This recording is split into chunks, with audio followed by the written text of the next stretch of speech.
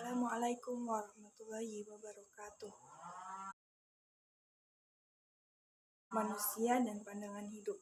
Manusia adalah makhluk ciptaan Tuhan yang paling tinggi derajatnya karena memiliki akal, pikiran, dan rasa. Pandangan terhadap hidup ini adalah segala sesuatu yang dihasilkan oleh akal budi manusia. Selain itu, pandangan hidup juga tidak langsung muncul dalam masyarakat, melainkan melalui berbagai proses dalam kehidupan. Secara garis besar, ada beberapa faktor personal yang mempengaruhi interaksi manusia dengan manusia lainnya, yaitu tekanan emosional, harga diri, dan isolasi sosial. Manusia dan tanggung jawab.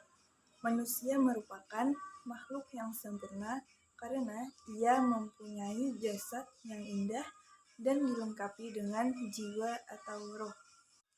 Tanggung jawab adalah kesadaran manusia akan tingkah laku atau perbuatannya yang disengaja maupun yang tidak disengaja. Tanggung jawab dapat dibedakan menjadi tanggung jawab terhadap diri sendiri, tanggung jawab terhadap keluarga, tanggung jawab terhadap masyarakat, tanggung jawab terhadap bangsa dan negara, dan tanggung jawab terhadap Tuhan. Warga negara dan negara.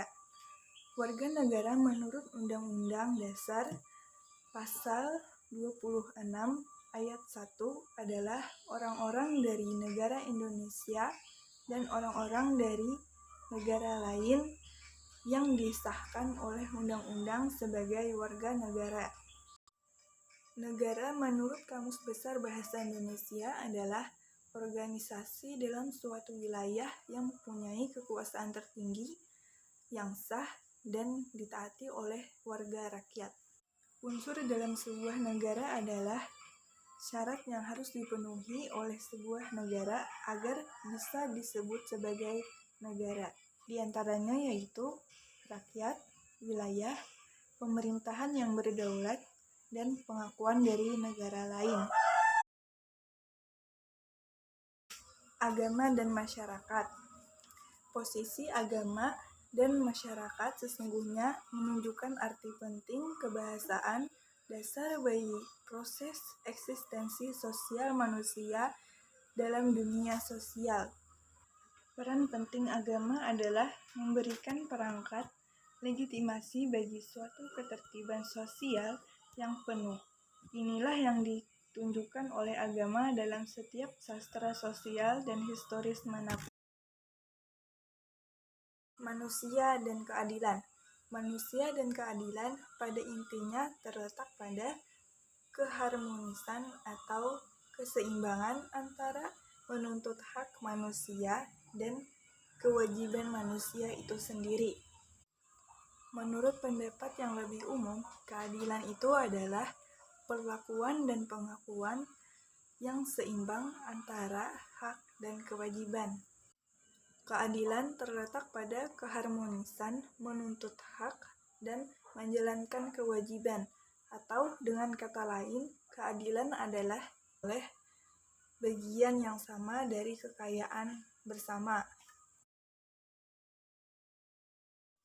Masyarakat pedesaan dan masyarakat perkotaan.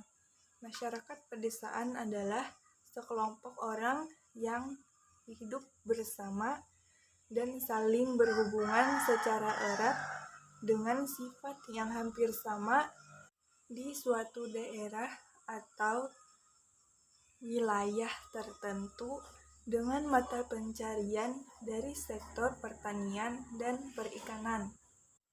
Sedangkan masyarakat perkotaan adalah masyarakat yang tinggal di tengah-tengah kota, jalan pikiran yang rasional, gaya hidup individual, dan tidak terikat dengan norma atau adat tertentu.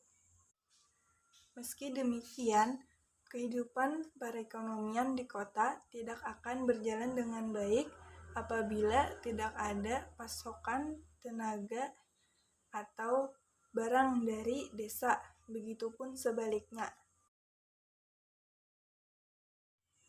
pelapisan sosial, dan kesamaan derajat. Stratifikasi sosial ialah pembagian antara warga masyarakat ke dalam kelas-kelas sosial yang terstratifikasi. Sifat hubungan antara manusia dan lingkungan masyarakat pada umumnya bersifat timbal balik, yaitu masyarakat sebagai anggota masyarakat mempunyai hak dan kewajiban terhadap masyarakat dan terhadap pemerintah. Beberapa hak dan kewajiban penting yang diatur dalam Undang-Undang Dasar adalah hak dan kewajiban manusia. Konflik sosial dan integrasi masyarakat.